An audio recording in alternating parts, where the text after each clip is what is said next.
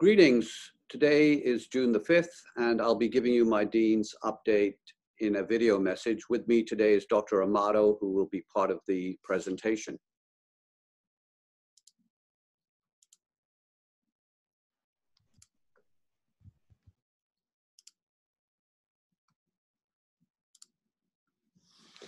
So today in my update, I would like to talk a little bit about our clinical resumption of services in terms of it being a phased opening. I want to put this in the context of what is happening at the state level, the university level, and the dental school level, because some of the university guidelines that have been put out certainly affect everybody in our community, all of our faculty, our staff, our students, and our residents. I'll talk a little bit about the training modules and workflows that our team in clinical affairs under the leadership of Dean Hanlon have put together.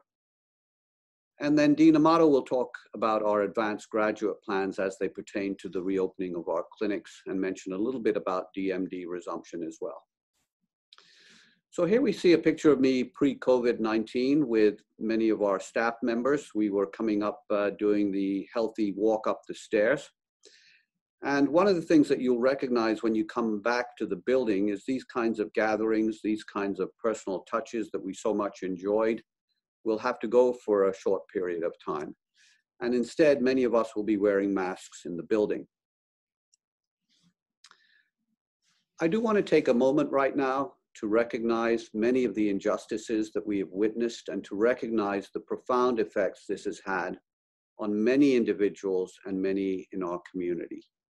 So I would like to pause for a short period in recognition of the pain and the anxiety that so many are feeling.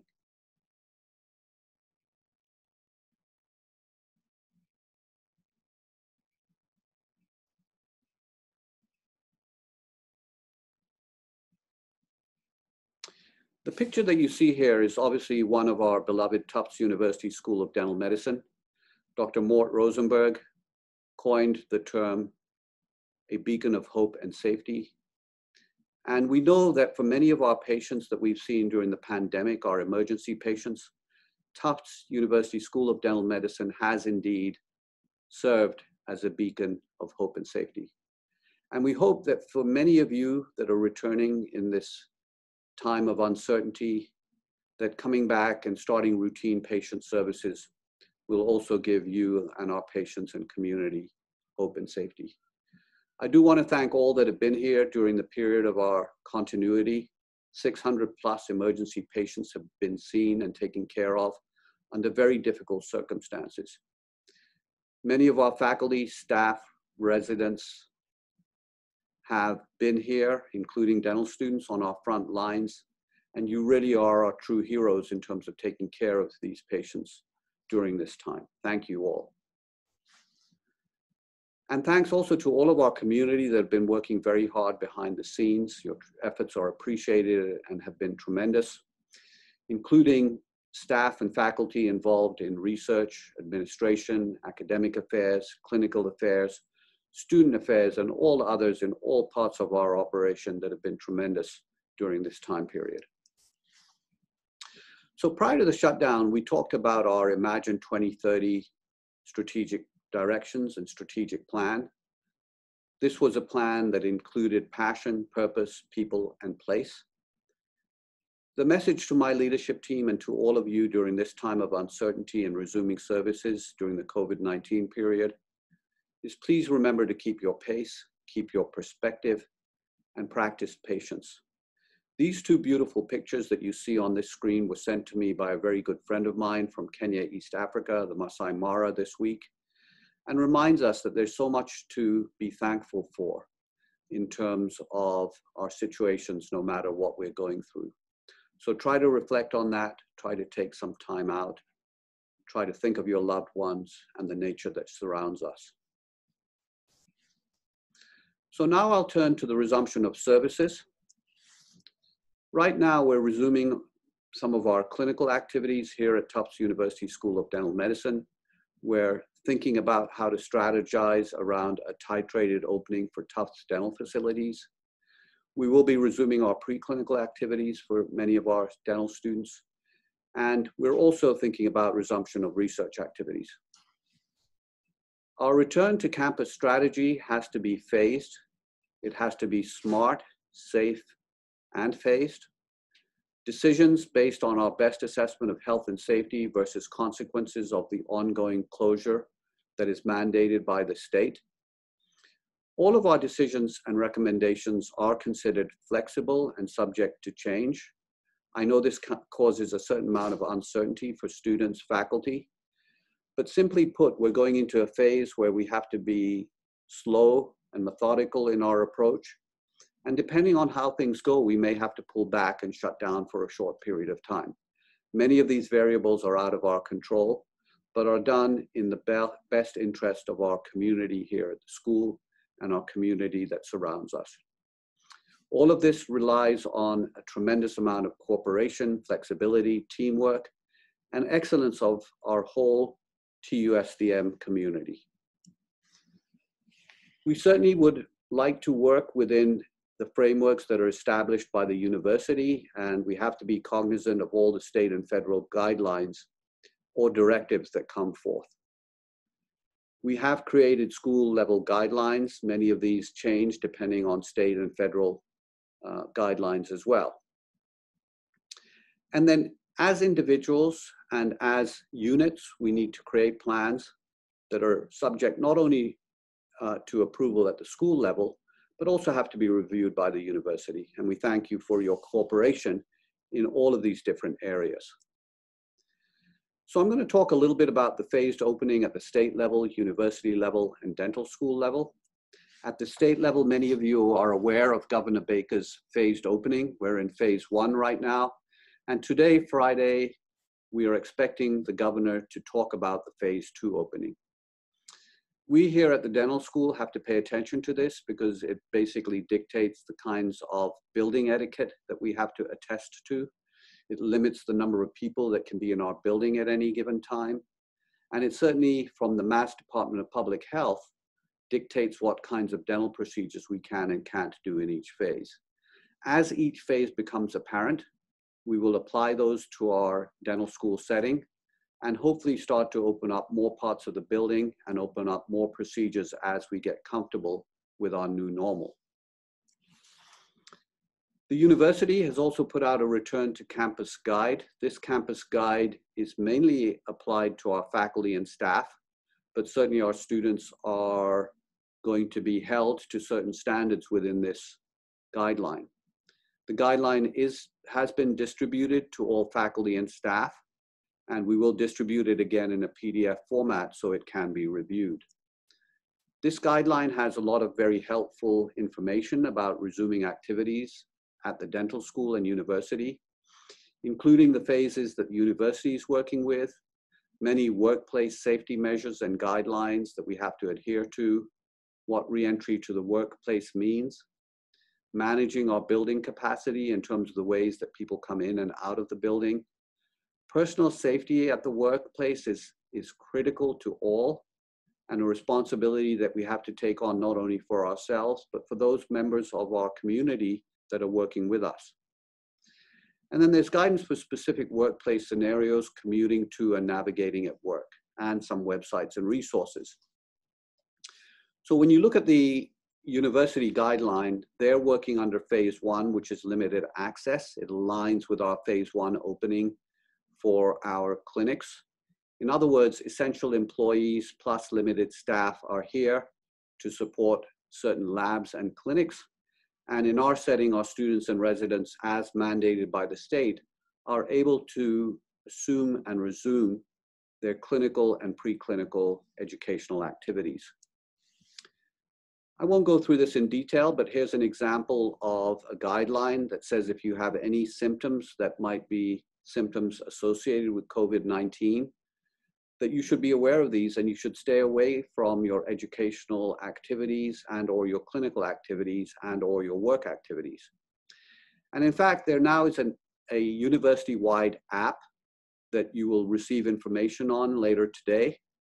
And everyone will be asked to attest on a daily basis that they've not had any symptoms or traveled outside of the state.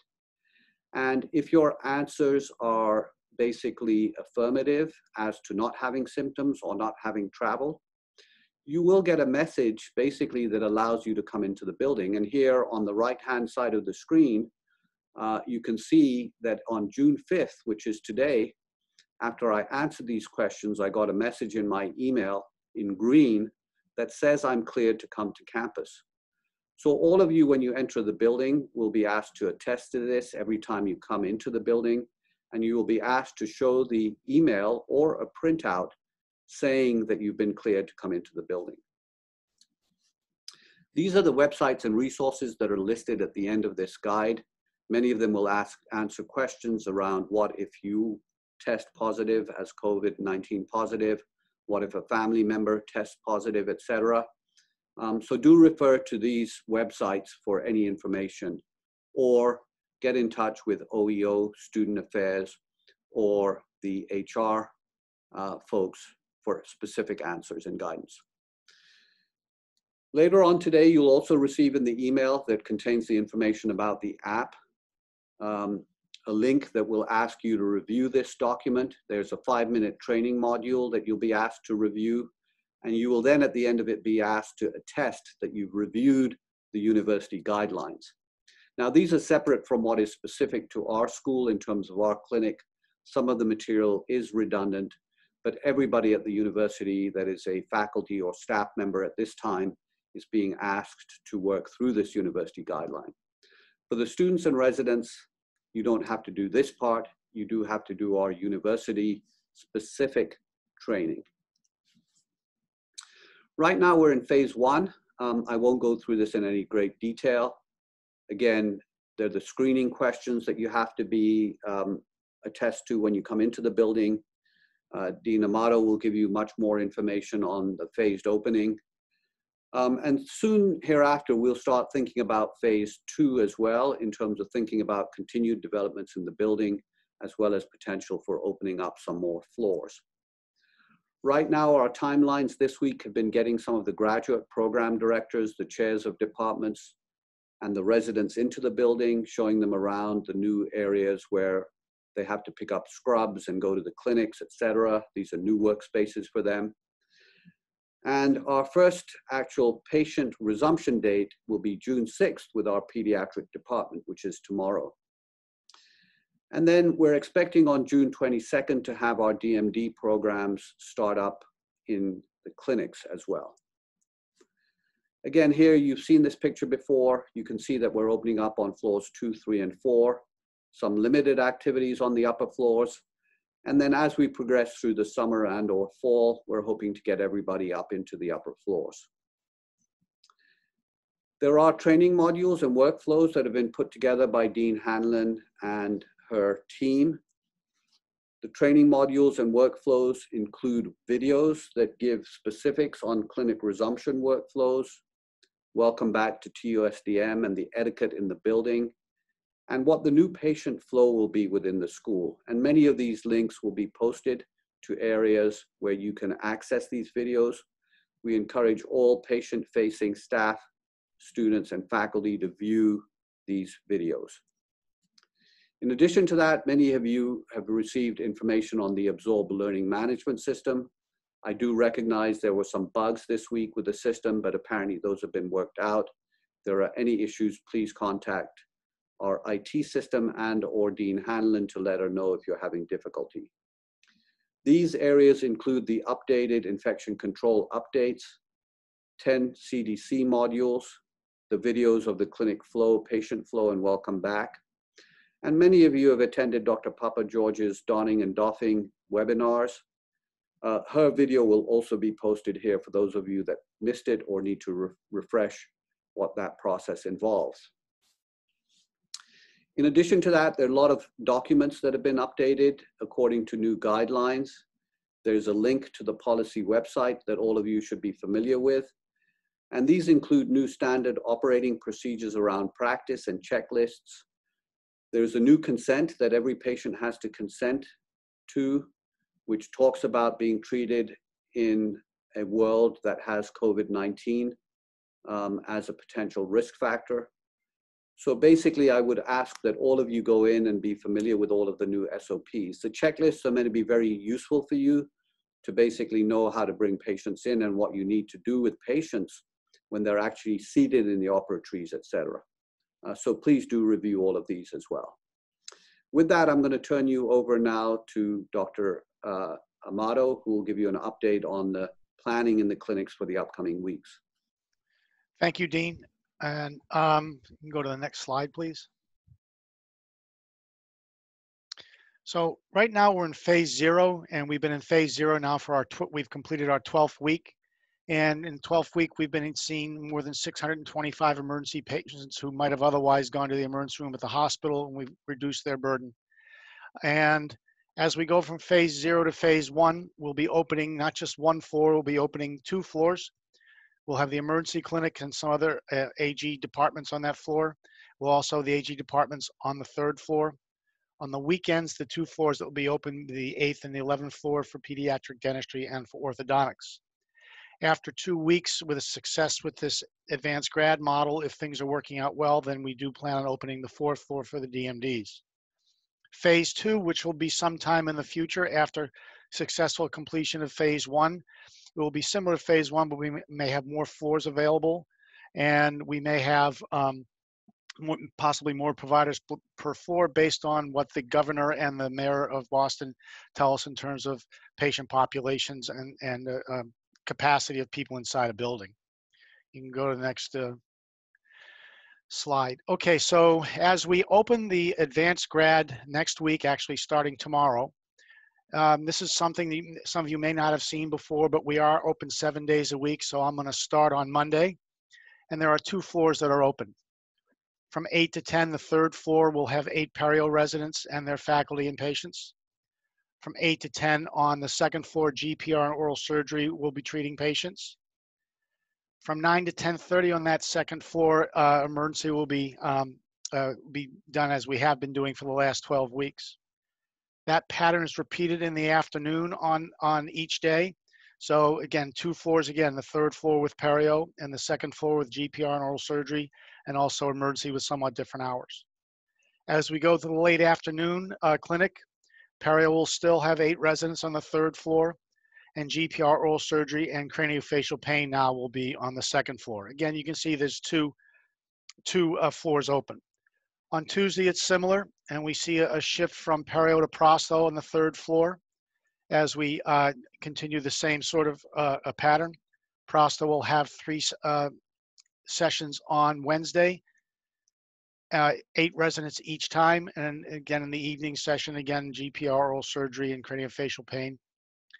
Thursday morning, faculty practice will be on the 3rd floor treating their patients, and again, the 2nd floor will be GPR oral surgery and emergency. So the pattern you can see here is there's 2 floors open, and we're trying to distribute the advanced grad specialty departments in different areas. Friday is 3 sessions for endo. Saturday and Sunday, we only have 2 floors open. Again, ortho and pedo. And pedo will begin with patients tomorrow. Ortho will be starting training their faculty and residents and getting mask fittings tomorrow. So we'll be ready to go. So again, this is a new thing for some of you to see, but this is the very smart, safe, and phased opening that the Dean is discussing. If you can go to the next slide, please, Dean. This is a floor plan of the 3rd floor where the advanced grad will be. The 4 blue dots that you can see are enclosed rooms that will be used. The tan dots are other operatories. Only 4 of those 5 will be used. So those will be used for perio, prosto, endo, and dental faculty practice.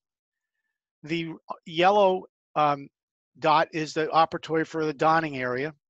And the donning area was where you're going to be donning your PPE. It's right across the hall from the dispensary. And this PPE donning is all in Dr. Papa George's presentation, her PowerPoint. You can see the red area where the doffing area is. So this is the floor plan we're going to be utilizing as we start very, very slowly on the 3rd floor with all the advanced grad departments. You can go to the next slide, please, Dean. After 2 weeks, we're going to go from 2 floors to 3 floors. So the pattern, go back right there. we're going to go from 2 floors to 3 floors. So the second floor will still be in the same way we had in the first graph, where you have emergency with their hours, and then oral surgery, GPR, and perio, prosto, endo, or faculty practice. But now we're adding that third floor. There'll be 7 DMD students on the 4th floor. And that they will have 2 sessions a day from 8:30 to 11:30 and 1:30 to 4:30. The reason why we have the distribution like this is we want to have time in between each session to have adequate disinfection and cleaning of our operatories. And this is a pattern that could change in the future as we have more evidence. So you can just see where we've added the DMD. They will be having 6 days a week, Monday through Saturday, for each of the group practices. You can go to the next slide, please, Dean. This is the floor plan for the 4th floor. The same idea as what we just saw on the 3rd floor. The 4 blue operatories are single operatories that are enclosed. And the 4 tan on the top are other operatories. We're only going to be using 7 of these 8 operatories, and we won't be using number 410. We also see our donning and doffing areas again, and we try and keep them closer to the dispensary to make all that motion much easier for everyone involved. You can go to the next slide, please, Dean. So phase 1 is we're going from emergency only to 2 floors, and then from 2 floors to 3 floors. And obviously this is a very much truncated approach to what we normally have in here. What's going to allow us to expand and safely and to be smart in terms of going to the next phase? Well, certain things we're going to have to really be careful about. Strict infection control, strict hand hygiene, social distancing. We're all getting used to it now. We always have to be totally worried about patient safety. We have to follow the suggested procedures of donning and doffing and how we conduct ourselves in the clinic. We've had tours with the chairs and the leadership in each department, and they can be your leaders in terms of understanding what those procedures are. A very, very important thing, though, is people flow. How do we get people in and out of the school safely? The app will help. Temperatures taken. We now can have 4 people in each elevator. So we have to get people to where they need to be safely and take care of our patients, our residents, our students, staff, and faculty. You can go to the next slide, please, Dean. Everyone's been working extremely hard. The amount of work that the people have been doing behind the scenes for emergency, at emergency, getting ready for the reopening, it's been a tremendous benefit, I guess, of the COVID-19. But we understand there are going to be bumps on the road. We've never done this before. It's not going to be perfect. We're going to work towards it getting to be perfect. We will adapt and improve all our systems. We'll get through this because we are determined and we have to make the school strong. And I personally want to thank everyone for everything they've been doing throughout this entire crisis, including you, Dean Karen Bucks. That's it. Thank you. Thank you, Dr. Amato. And I do want to thank everybody who's been working hard on the resumption plan. I know it's been 24/7, 7 days a week, a lot of effort. And, you know, the effort doesn't stop here. We turn our attention now as a leadership group to thinking about the next phases of opening as well. Some of you might be interested also in the proposed schedule for the DMD simulation clinics. So at some point in June, we will be getting our students back into the preclinical areas. Again, the schedule is staggered, so it doesn't interfere with patient operations. But we will be able to get students back up into our simulation clinics, and the academic affairs team has worked very hard on all of these schedules. They've communicated or will be communicating this to the students and faculty that are involved. In addition to that, students will be rotating through our emergency clinics as well under the steady leadership of Dr. McGarry, who's been so instrumental in keeping our emergency operations going as well. With that, I would like to thank you all for your attention, and I look forward to seeing some of you back at TUSDM. Thank you very much.